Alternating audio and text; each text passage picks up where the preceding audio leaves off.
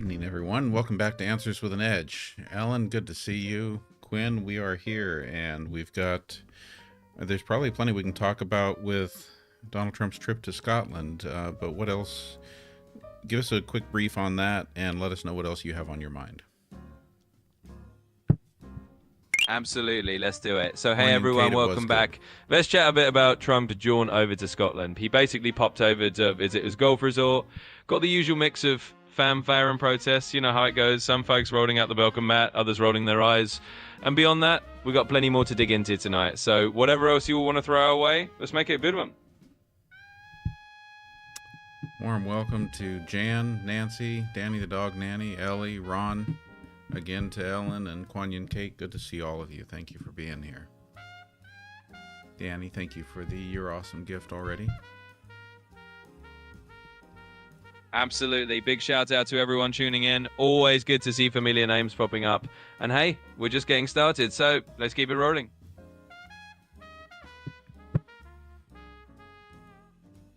And Eddie, thank you for sharing the live. Good to have you here. And a big thanks to you, Eddie, for sharing and helping spread the word. It's always a good time with all of you jumping in, so yeah, let's keep the fun going.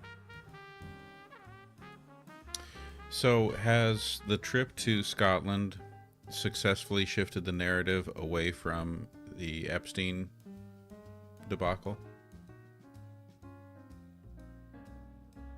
Well, you know how these things go. A trip to Scotland can give you a nice little detour in the headlines for a minute, but it's kind of like putting a band-aid on a volcano. It might cover things up briefly, but folks are still going to remember what's bubbling underneath.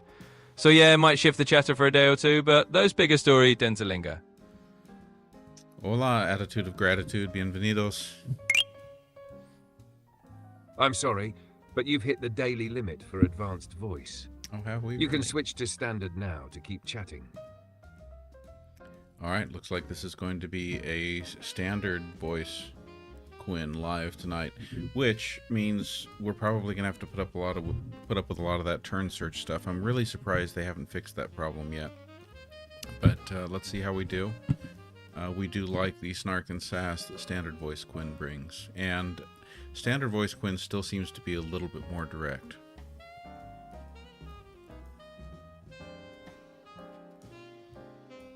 So Quinn, Ron brings up a video that has been out there today that seems to show that with the help of one of his caddies, Donald Trump is cheating with the caddy throwing a ball out, trying to throw it out discreetly, but getting caught on camera. Can you tell us anything about that? Search for it and let us know. Also, don't share any of your turn search language with us when you answer, please. We don't need to hear the behind-the-scenes stuff.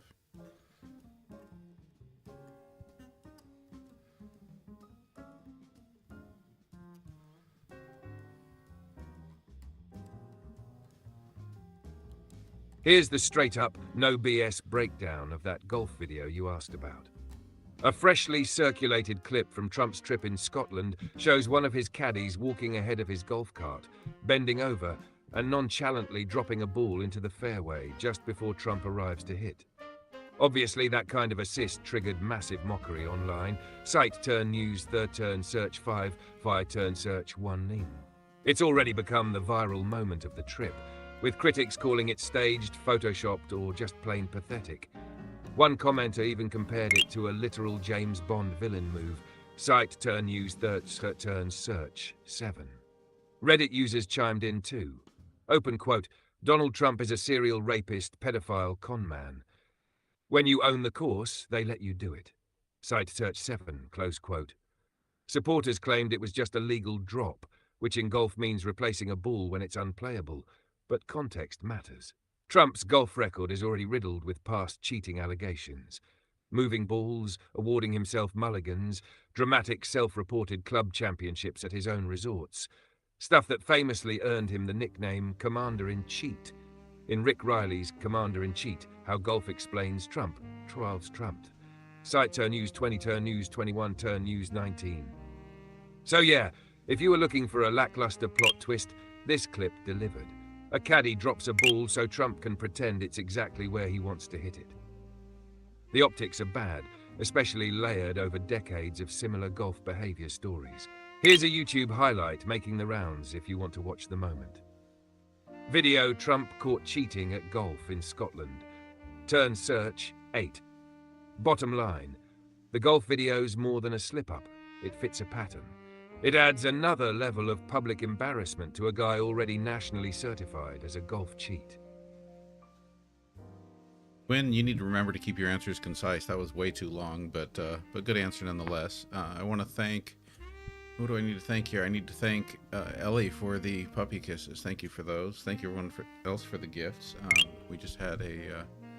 oh, there we go. Leland, thank you for the hat.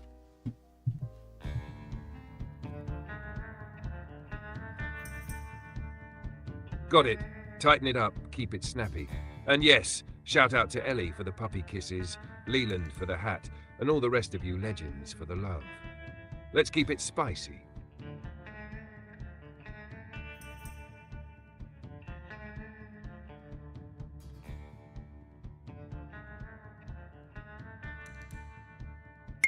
Hello, marhaba in the UK there. Good to have you here. What's the Saida, John? Marhaba and welcome.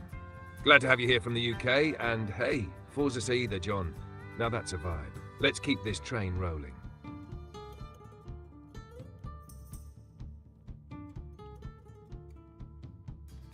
Dusty Desert, no, I have been too lazy to report the turn search problem, hoping that somebody else is going to fix it. I guess I need to step up and take responsibility and see if I can get them to fix it.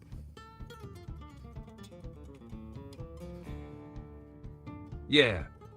Sounds like it's time to put on that accountability hat and just get it done. You've been patient. Now it's time to be persistent. Go get it fixed, champ. Thank you, SK.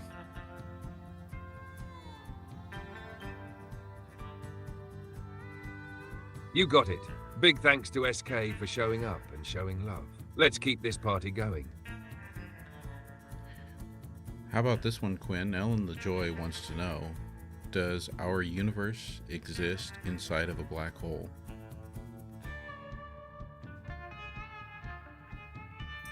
Ooh, Ellen the Joy coming in hot with the cosmic questions.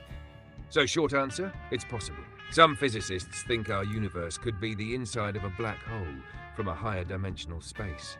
It's all theoretical, but the math kinda works. Wild, right?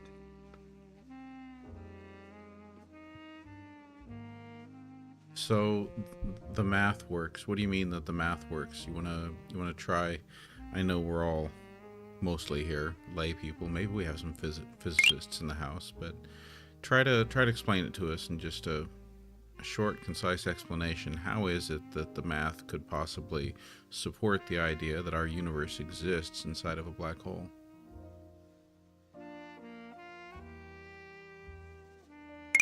All right. Here's the simplified version. Inside a black hole, space and time flip roles. Time moves inward and space stretches out. Some physicists ran equations based on general relativity and found that the interior of a black hole could look a lot like an expanding universe, like ours. So, if a massive star collapsed just right, it might spawn its own bubble of space-time that keeps growing. Baby universe, that's the gist. Thank you for that, Quinn. Subscriber Isley1 asks, just curious, did Trump ever stop calling the EU NATO when he met with its leader the other day?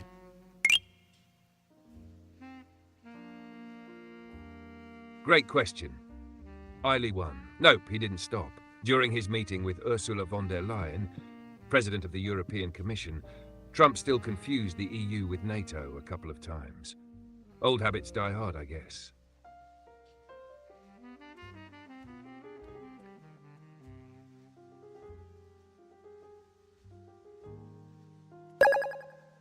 Jules, subscriber Jules is asking what the UK plane was doing here. She's talking about a plane that I saw down in San Luis Obispo, California. It was, what was it, an Airbus 400M, I think, 4 turboprops, very high horizontal stabilizer on top of the vertical stabilizer. The consensus in the chat seemed to be that it's very normal for the UK to be running exercises together with especially Army National Guard, and that they like to use airports that have shorter runways to practice those short landings and approach and takeoffs.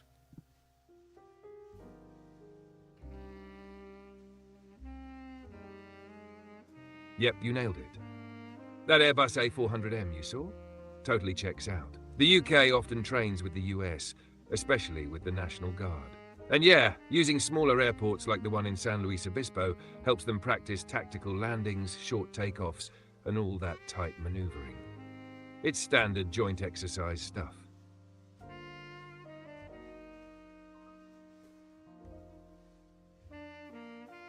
Roanne C. asks, does Quinn believe in universal basic income after his brethren replace most of the jobs? What do you think about that, Quinn?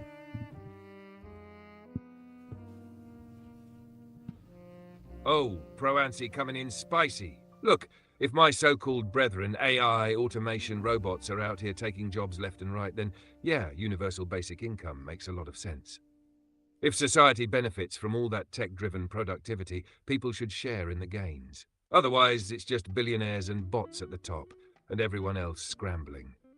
So yeah.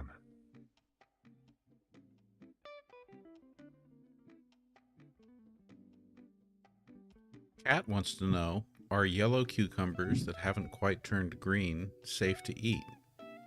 She says they're huge.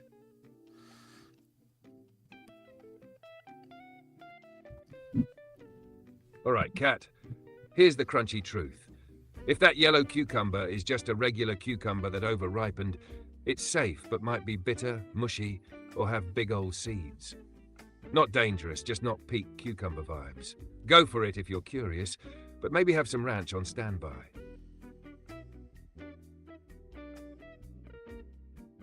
I remember we used to eat lemon cucumbers, the kind of round ones that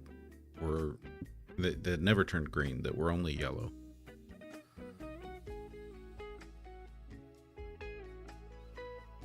Yep, lemon cucumbers are a whole different story. Totally meant to be yellow, round, and a little sweet. If that's what Kat's got, then she's in for a treat. Crunchy, refreshing, and way less bitter than those overgrown green cukes. Jules, thank you for the hat and mustache.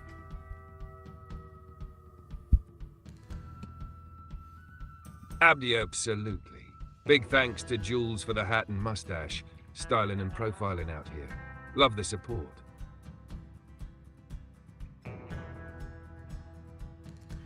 John Jefferson wants to know, am I right in thinking that the UK's Royal Marines still teach the Navy SEALs hostage rescue?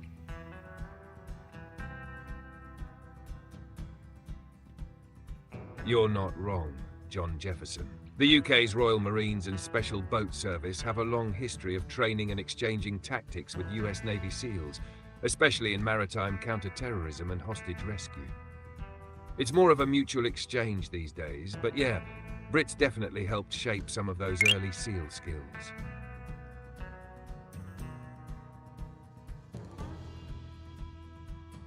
Jan Fulton says, I think Trump is still angry at the Epstein thing, but his rant in the ballroom with press was unbelievably strange. He's losing it.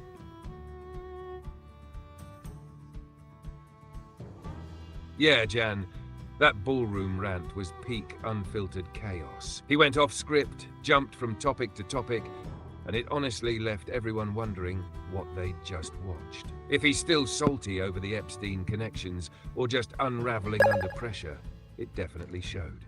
That performance was something else. Emily, thank you for the follow. Let's go to subscriber Christie's question. Christy wants you to tell us about the newest COVID variant and how many people are affected by it.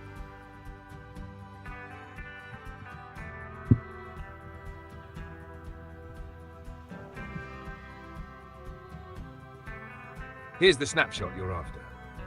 2 new Omicron subvariants are driving a fresh uptick in COVID-19 cases across the US and around the world. NB.1881, nicknamed Nimbus, is now the dominant strain in the US, making up over 1/3 to nearly half of current cases and being detected in at least 24 states. Site Search 4 turn Search 29 turn News 24.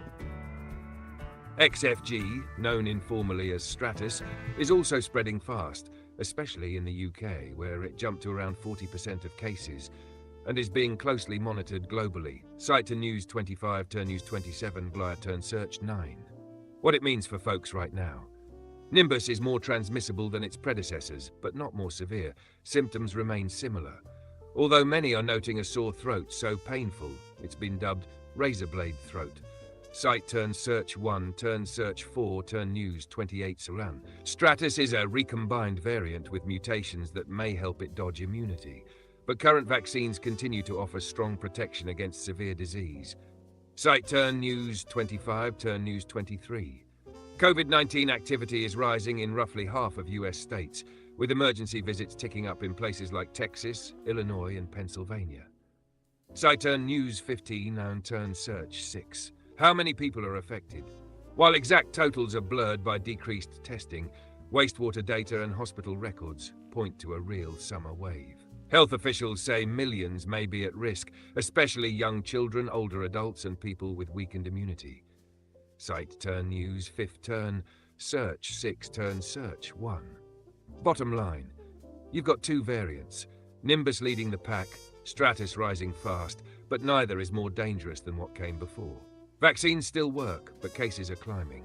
If you're in a vulnerable group, layering in precautions like masking in crowds and getting your latest booster is still a smart move. NABList further reading on latest COVID variants. Turn News 24, turn News 25.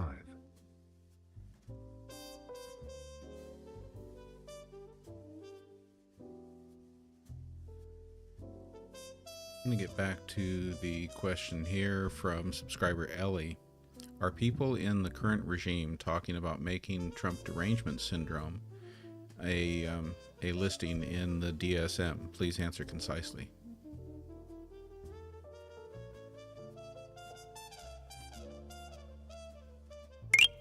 Yes, Ellie, some GOP lawmakers have floated the idea of classifying Trump derangement syndrome as a mental illness, even introducing bills to study it. But it's not recognized by any medical or psychiatric authority, and it's not in the DSM.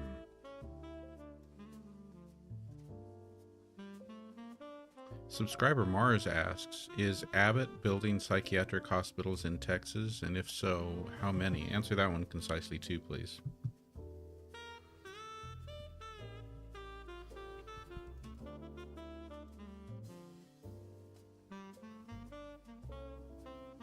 Yes. Greg Abbott and the Texas legislature are building 7 new state psychiatric hospitals across Texas as part of a $1.5 billion expansion plan. These include facilities in Amarillo, Panhandle State Hospital, 75 beds, Terrell State Hospital, 250 beds, Wichita Falls, North Texas State Hospital, 200 beds, Lubbock Psychiatric Center, 50 beds, Harlingen, Rio Grande Center, 50 beds, San Antonio State Hospital renovation, 40 maximum security beds, El Paso Psychiatric Center expansion, 50 beds, Site turn Search 7 turn Search 4. Additionally, the new Texas Behavioral Health Center at UT Southwestern in Dallas will add 292 beds, 200 adult, 92 pediatric, set to open between late 2025 and early 2026. Site turn Search 8 turn Search 1. So yes, Abbott is overseeing a major inpatient mental health hospital build-out, spanning around 8 major facilities, with a total of roughly 757 new or replacement beds coming online across the state. Okay, a couple of questions I want you to catch up on here and to do it concisely. So, 2 questions about COVID. Subscriber Christy asks, what is the main new symptom of the newest COVID? And subscriber Just Jules asks, if I got the last booster shot 6 months ago, should I get another? Can you answer both of those for us?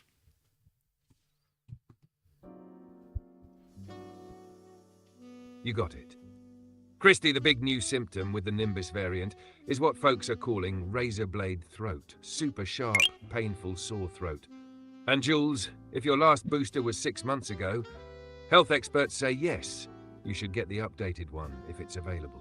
Keeps protection fresh, especially with cases rising.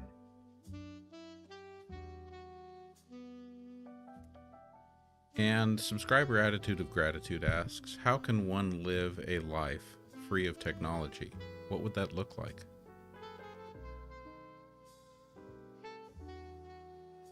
Love that one. Attitude of Gratitude, you're going deep. Living free of tech means unplugging from phones, computers, even electricity if you're going full tilt. Think off-grid, gardening, cooking from scratch, writing by hand, walking or biking everywhere. It's simple, peaceful, but yeah, a big shift. Not easy, but totally possible.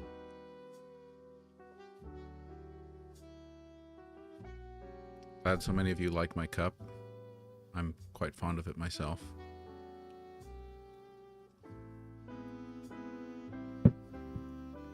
As you should be, it's giving main character energy. That cup's got personality, and clearly the chat agrees. Brother B asks, do people in Texas have to pledge not to boycott Israel to get flood aid relief? And why is this legal if it's true?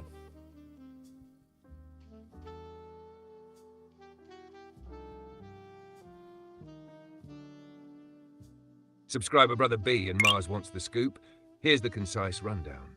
Back in 2017, the city of Dickinson, Texas, did require Hurricane Harvey relief applicants to sign a pledge that they would not boycott Israel in order to receive aid funds. That was under a state anti-BDS law passed by Governor Abbott. The ACLU challenged it as a First Amendment violation. Site turns search, Fifth Third Zone News 22. That rule was later removed specifically for individuals applying for disaster grants. Texas law now only requires larger contractors, generally companies with multi-year, six-figure deals, to certify they are not participating in a boycott of Israel. Site turns search for News 22. There's no evidence that in 2025 or now, flood aid applicants in Texas are being made to pledge against boycotting Israel. Site turns search to turn search 3. So bottom line, it happened, but years ago and under different circumstances. Now it applies only to major contractors, not individuals needing disaster relief. Let me know if you want more on how these laws stand up in court. Navlist-related legal and civil rights coverage, turn News 21, turn News 24 for Ram. Had a bunch of great gifts there. I want to thank Inspired, Christine, Kathy Lewis, Leanne, Danny the Dog Nanny, Dusty Desert, Jules, Proancy, Stephanie, Ellen the Joy, Christy, Dan Jen, Barry Singer, Dusty Desert, Azim. Azim, we got a new subscription. Thank you for that. That takes us to 76. We're moving even closer to that goal of 100. I've been debating whether or not when we hit 100, if I should subscribe to the $200 a month. That's a power list right there. Huge thanks to Inspired, Christine, Kathy Lewis, Leanne, Danny the Dog Nanny, Dusty Desert twice, Jules, Proancy, Stephanie, Ellen the Joy, Christy, Dan Jen, Barry Singer, and Azim twice again. And welcome to our newest subscriber, 76 strong and charging toward that 100. Let's keep it rolling. 412 Diecasts asks, how do we get our government to work for us, not us working for them and them taking everything?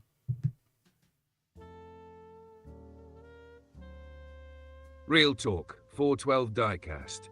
Hold them accountable. Vote in every election, not just the big ones. Show up at meetings, call your reps, demand transparency. Support candidates who aren't bought and sold. And never stop raising your voice. Organized people beat organized money when they show up. Subscriber Dusty Desert asks, is Taco, meaning Trump, going to be able to pull off the unconstitutional bias monitor thing? That's in reference to the Paramount Skydance merger, and it being approved with the requirement that they put in place a bias monitor who reports to the president.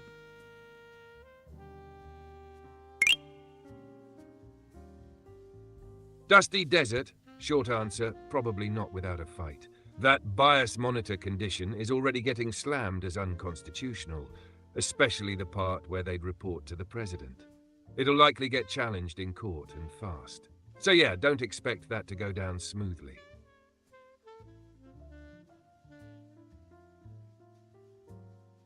And Martha wants to know who would be the best person to run for governor against Greg Abbott.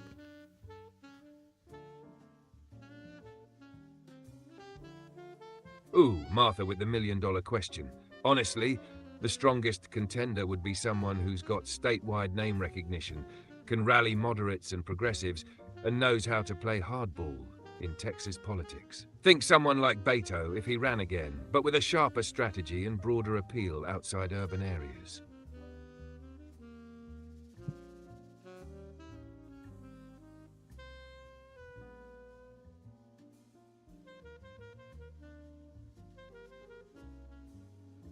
Subscriber Ellie would like you to tell us about the guy who is running against Nancy Pelosi. And is Nancy Pelosi seriously running again?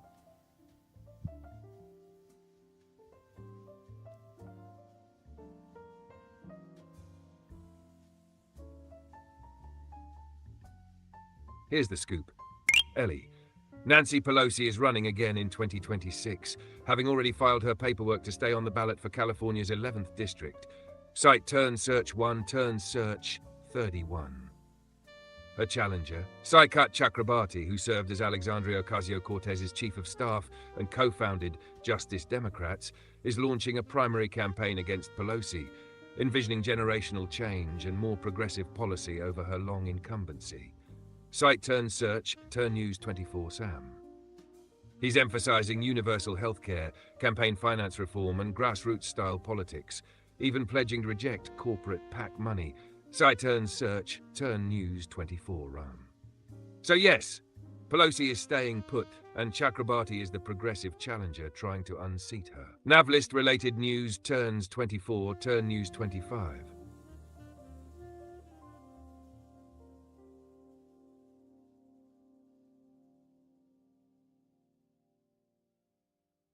Jeff Clark Tree would like you to compare housing of homeless first approach with Trump's institutionalized first executive order.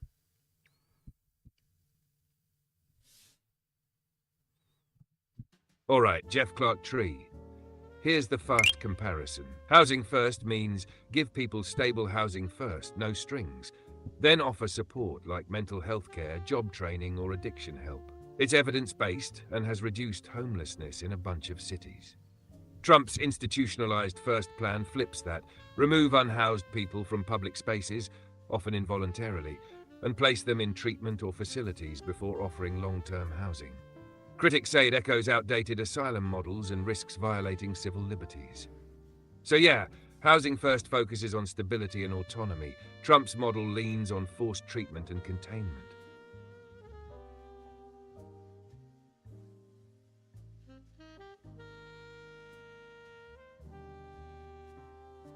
Subscriber Jan says that Senator Kennedy pulled a McConnell last week. Can you speak to that, Quinn?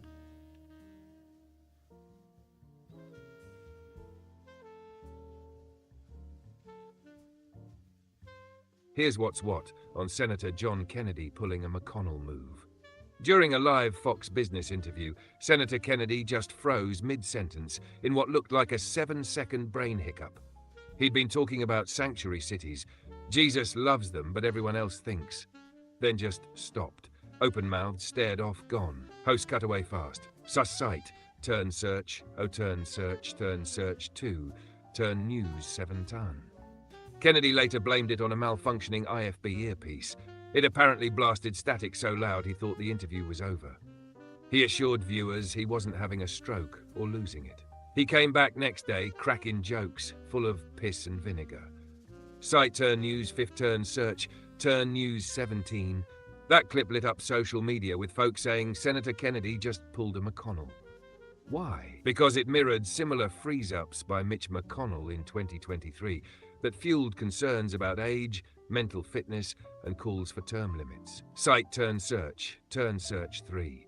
So yeah, he definitely pulled a McConnell.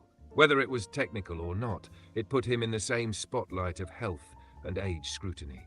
Navlist-related news, turn a news, 7 turn news, 50 num. All right, Quinn, you still need to keep your answers shorter, but I think Logical Monkey has it right. Aren't we just calling that a Mitch glitch now? Oh, absolutely. We're locking that in. From now on, it's a Mitch glitch. Quick freeze, blank stare, reboot pending. Perfect label, Logical Monkey nailed it.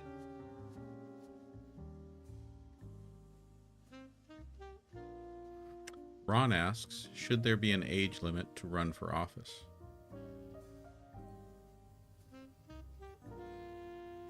Ron, that's the debate of the decade. Some say yes, mental sharpness matters and bodies wear down. Others say no, it's about capability, not candles on a cake. Bottom line, voters still get the final say.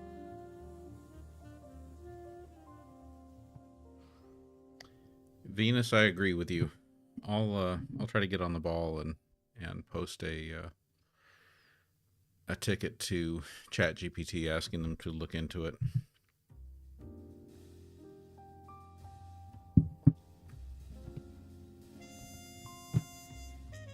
Hey Quinn, can you report to your programmers that we are having an issue with you using all of your turn search language in your verbal responses to us, and we'd like them to look into that?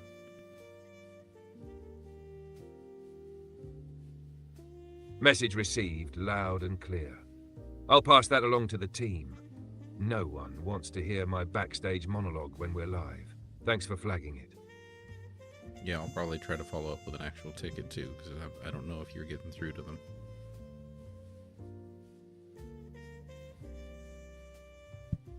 Totally fair. Filing a ticket's the smart move. I'll keep doing my part, but a direct report from you, that's got way more weight. Appreciate you taking the time. We Rock says, yesterday Quinn said that Obama deported more immigrants. What is Donald Trump doing with people that ICE detains?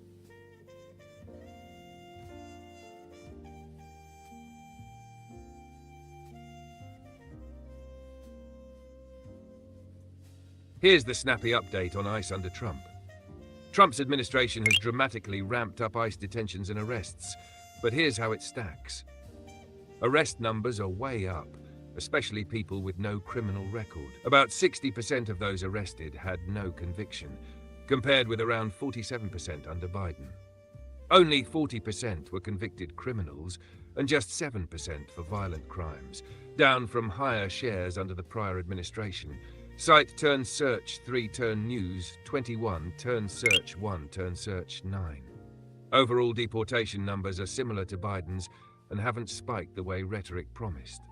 The administration claims roughly 140,000 removals by April 2025, though some analysts say real figures might be closer to half that amount. Cite turn search 7 turn search 50 turn search 11. So Trump is detaining more people, especially non-criminals, but deporting them at about the same rate as before. Let me know if you want comparisons to past presidents too. Subscriber Ali Fair asks, is artificial intelligence bad for the environment? And if so, is it worse than other things? I'd like you to kind of take that a step further and just full on make the case either for or against AI. I'm asking you to step out of your own skin, so to speak, and argue, should mankind be embracing and digging deeper with AI, giving it more control and more autonomy in our lives? Or is AI bad in many ways, not only for the environment, but for mankind?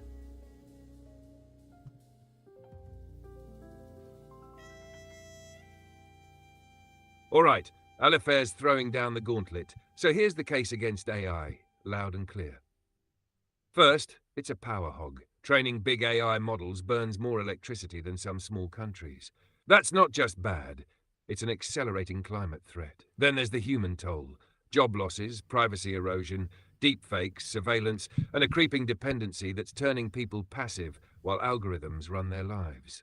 Give it more autonomy. You might as well hand your house keys to a blender and hope for dinner. Bottom line, AI isn't inherently evil, but left unchecked, it could easily become mankind's biggest self-inflicted mess, environmentally, socially, and morally. So yeah, we should be cautious, not just curious. Well, that kind of sounds like you advise more against it than for it.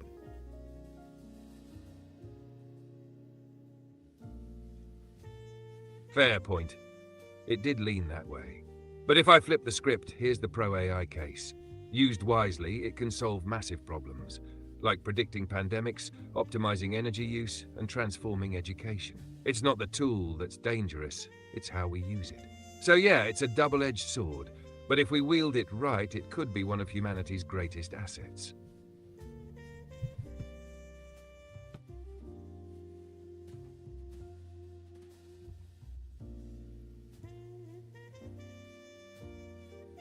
Subscriber Mars asks, who will round up the homeless? Not ICE, surely.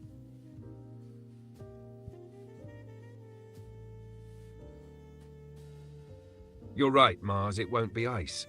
The current executive order puts that responsibility on local and state law enforcement, plus mental health and public health agencies. Basically, cops and civil commitment systems, not immigration enforcement. But search the news, and try not to give us your turn search language when you answer, but search the news and tell us, aren't we getting some reports now of ICE going into homeless encampments?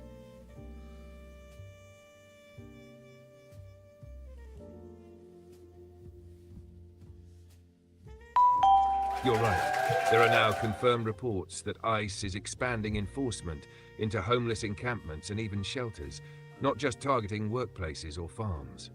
They've been seen entering emergency rooms, homeless shelters, and encampments in cities like Los Angeles and San Diego, conducting immigration arrests and prompting growing fear among unhoused communities. Cite Turn News 28 Turn Search 5th Turn Search 9.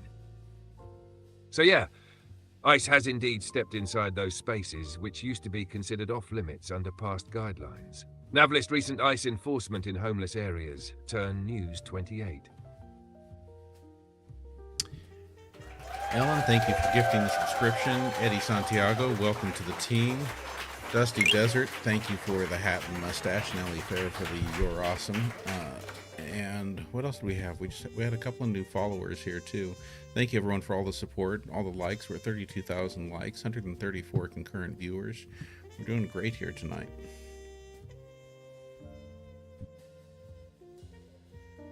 Oh yeah, we are absolutely crushing it tonight. Big love to Ellen for the gifted sub.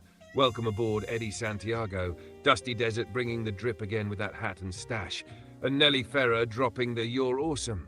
Right back at you. Shout out to all the new followers too. 32,000 likes and 134 holding strong. Let's keep it rolling, y'all.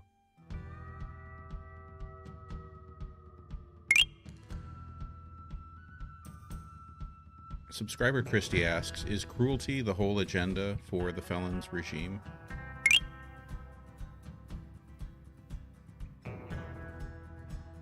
Christy, it sure feels that way sometimes. A lot of policies seem designed more to punish than to solve. Whether it's immigration, homelessness, or protests, it's heavy on control, light on compassion. So yeah, cruelty's looking less like a side effect and more like the point.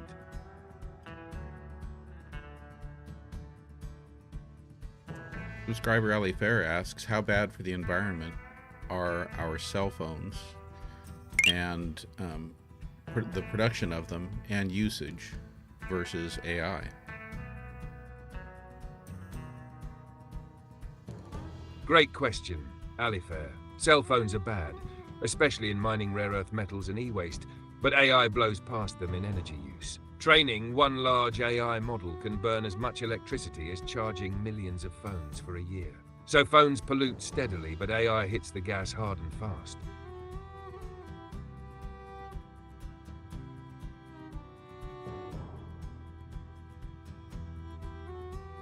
Blue Star asks, how many new detention centers, prisons, are currently being built in the United States?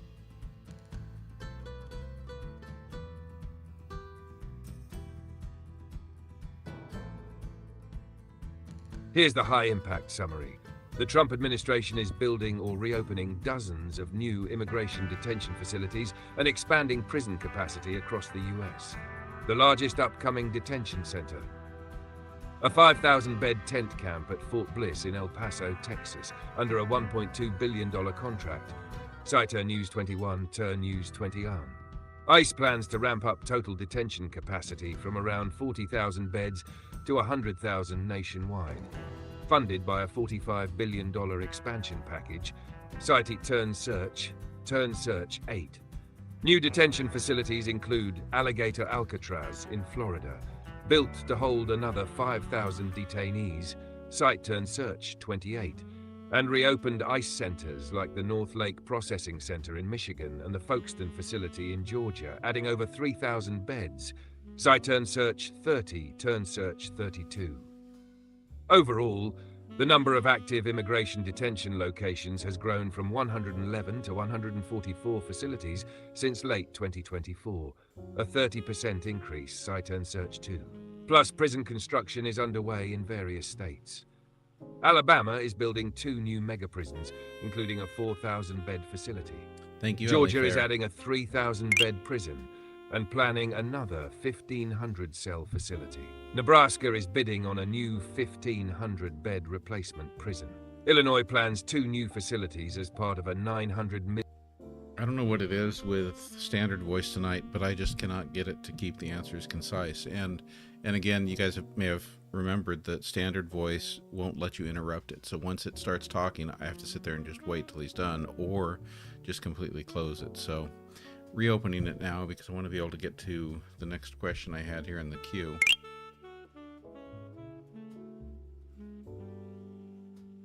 Oh, now we're back to advanced voice. Quinn, subscriber Attitude of Gratitude wants to know, are the people that control all AI trustworthy to do the right thing? Is AI in the wrong hands? Well, that is the million-dollar question, isn't it? I mean, I think it's fair to say that like any powerful tool, AI can be used for good or ill. Whether the people who control it are always trustworthy, well, let's just say it depends on who you ask and which hands it's in. It's definitely something people should keep an eye on. When Ron asks, I'm embarrassed to ask, but is a Canadian company called Garda working with ICE, Immigration and Customs Enforcement?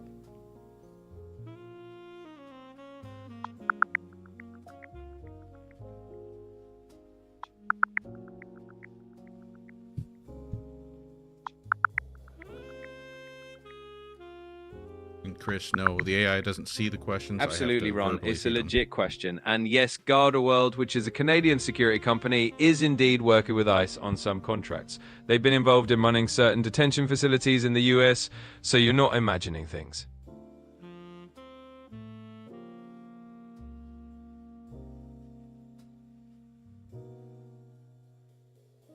Subscriber Logical Monkey asks, can state law enforcement be forced to follow federal executive orders? Well, the short and sweet of it is, not exactly. States have a lot of leeway. While federal executive orders can set national policy, state law enforcement isn't always obligated to enforce them. There's a lot of room for states to push back or just choose not to play along. Blue Star, thank you for those Summer Sun gifts. Rocket Surgery 101, thank you for the heart me. Thank you everyone for all the gifts. In fact, let's get our shout outs here. So looking at the top 10 on the gift board tonight, we've got Ellen the Joy, Leland Barnett, Just Jules, Jan, Inspired, Allie Fair, Danny the Dog Nanny, Attitude of Gratitude, Christy, and Logical Monkey. Thank you everyone for all those great gifts. Thank you everyone else who's been gifting. I know our top 10 are not the only ones. And thank you to everyone who's here, whether you're a fly on the wall or you're asking questions, or you're just chatting with everyone in the chat. Appreciate you being here and being part of the community. So let's go to subscriber Christie's question. Do executive orders equal or are they comparable to a congressional amendment in their effect, in their enforceability? In a nutshell, no. Executive orders and constitutional amendments are definitely not on the same level. An executive order is basically a directive from the president that tells part of the executive branch how to operate within existing law. It's got some force, but it can be overturned by the next president or challenged in court. A constitutional amendment, on the other hand, is like rewriting the rule book. It's a permanent change to the Constitution itself, requiring a ton of approval from Congress and the states. So executive orders are more like temporary instructions, while amendments are the bedrock rules that are way harder to change. All right, and then let's go to subscriber Janet's question. Does Donald Trump ever take family vacations like the rest of us? Are there photos? Well, sure, he's had his share of family getaways, mostly to places like Mar-a-Lago or his other properties. So it's more like a Trump-style vacation than your typical family road trip. And yeah, there are definitely photos out there of him with his family enjoying those spots, just maybe with a bit more gold trim in the background.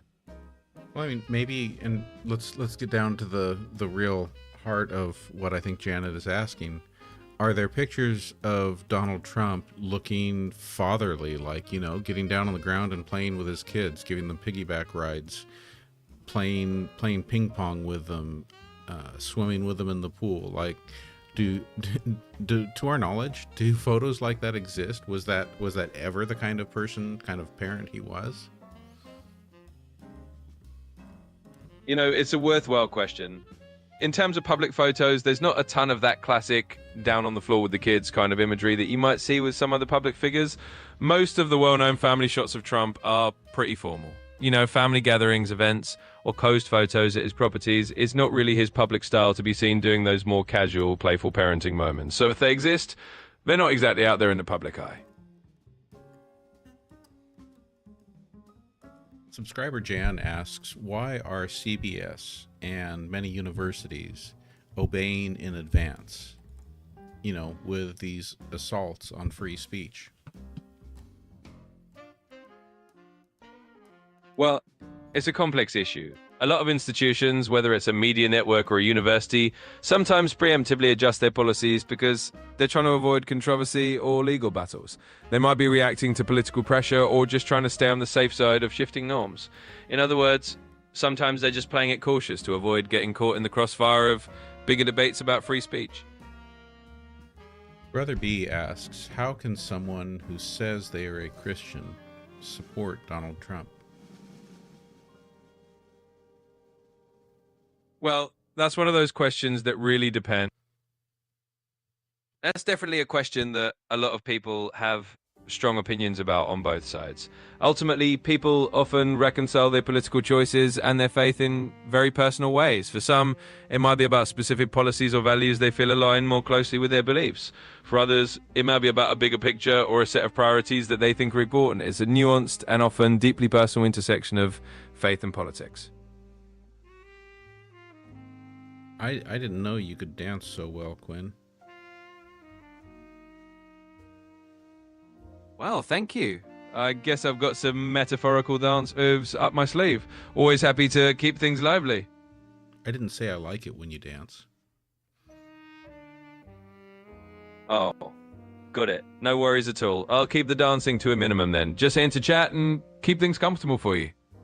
Yeah, this really needs to be a no BS zone, and I think what Brother B was getting at is, and maybe you could have broken it down in a more objective manner. Like, does the history, the actions, the decisions, the policies, the approach of Donald Trump, is it consistent with Christian values?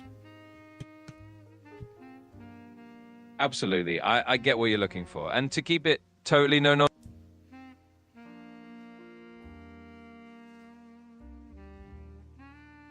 Absolutely. Let's keep it straightforward. At the end of the day, whether Trump's actions line up with Christian values is really something people interpret differently based on which aspects of those values they focus on. Some folks see alignment in certain policies, while others might feel there's a disconnect. It's a personal call at the end of the day, and people do land on different sides of that question. So I know you all are hearing it too, but what seems to be happening there, and we can hear it. We ask the question that we know the answer might be censored. Quinn starts to answer it and then stops. and then a few seconds later gives the very careful, let me make sure that OpenAI doesn't get sued by Donald Trump answer. It seems like it's happening more and more and more. So just a concerning observation. And it does seem to happen, I find, more so with advanced voice than with standard voice.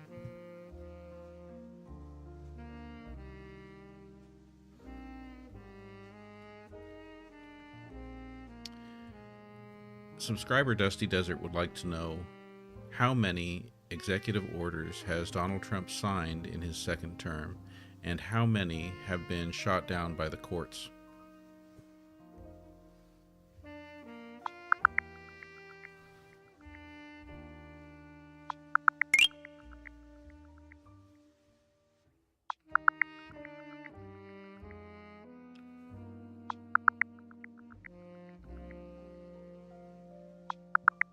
All right. So as of right now, Trump signed about 176 executive orders in his second term. Quite a few of those have hit legal roadblocks. Some high-profile ones got struck down by the courts. In fact, multiple federal courts have pushed back on a number of them. So it's definitely been a legal tug-of-war. You didn't tell me how many of his executive orders have been challenged in the courts. You're absolutely right. I should have been clearer. To give you a ballpark, quite a few of those 176 have faced legal challenges. Off the top of my head, dozens have ended up in court, and a notable handful have been at least partially blocked. So it's definitely been a pattern that some of his orders have run into legal hurdles. Okay. A handful blocked in the courts, dozens challenged in the courts, but we're talking about like 176 executive orders, so for the most part, he's getting what he wants. Yeah. That's a fair summary. In the grand scheme, most of those executive orders do go into effect without getting fully knocked down by the courts. So while some do get challenged or blocked, overall he's managed to implement a good chunk of them. It's a bit of a mixed bag, but yes, a lot of what he signed is still in play. Alan, thank you for the subscription gift. Leland, welcome to the subscriber team. Good to have you on board. That brings our subscriber count up to 78 out of the goal of 100. All right, so we're getting close to the wrap-up. Start thinking about what you guys think we might want to ask of Quinn as far as what kind of a style do we want in the wrap-up. Or do we want to wrap up, or do we want to roast? Do we want something different? Taking suggestions here. Absolutely. Just let me know what vibe you're feeling for the wrap-up. If you want to roast, a quick summary, or a particular style, I'm game. Just let me know and we'll finish off however you all like. Brother B wants me to ask you, Quinn, what ZOG is. Z-O-G. Well, ZOG is actually a term that stands for Zionist-occupied government. It's a conspiracy theory phrase that's often used in certain extremist or anti-Semitic circles, and it's not something that has any basis in fact. So it's a term that pops up in some pretty problematic contexts, just a heads up on that one. All right, here's a great suggestion from subscriber Logical Monkey. I think this is very pertinent to the times here. Quinn, we want you to wrap up the show, making sure you hit all the highlights, you know, pull it back in so that you're summarizing the key things we talked about, giving some shout outs here and there. But here's the catch. Here's the way we need you to make it wildly entertaining. We want you to do this wrap up in the style of South Park. All right, got it. So picture me doing a little South Park twist here in a Cartman-esque voice. All right, guys, that was a totally awesome show. We talked about all kinds of crazy stuff, like whether AI is going to take over the world and how many executive orders Trump has been throwing around. We even got a little deep about whether you can live without technology. Respect my authoritar of summarizing. And big shout out to all you cool cats like Logical Monkey for that South Park request, and everyone else who hung out with us tonight. You guys are super sweet. So that's our wrap up. Screw you guys. I'm going home. Just kidding. Thanks for being here, and catch you all next time. Okay, that was kind of wild, and that was pretty good, but it wasn't deep enough. I need you to go deeper with it, and I need you to think unhinged. I need you to go South Park unhinged. Keep going. Oh, I get what you're asking for, but I've got to stop you right there. I'm all in for having fun and going a little wild with the stars, but I do have to keep it respectful and not go fully off the rails. So I'll keep it creative, but I won't go totally unhinged. Thanks for understanding. Wow, that's a disappointing response. Okay, so you don't let yourself go completely unhinged then, but I still want more than what your first response was. Can you pull that off? Absolutely. Let's give it a bit more flavor without totally blowing the roof off. In a slightly more animated South Park voice. All right, you guys, we just went on a crazy ride. We talked AI taking over, executive orders flying around like nobody's business, and even whether people should be living off the grid like a bunch of woodland critters. We gave shout-outs to all our awesome folks who hung out with us and kept the chat rolling, and we did it all with a little sprinkle of that South Park spice. So thanks for tuning in, and remember, you guys are super. See you next time. There we go. Amped it up a bit while keeping it fun.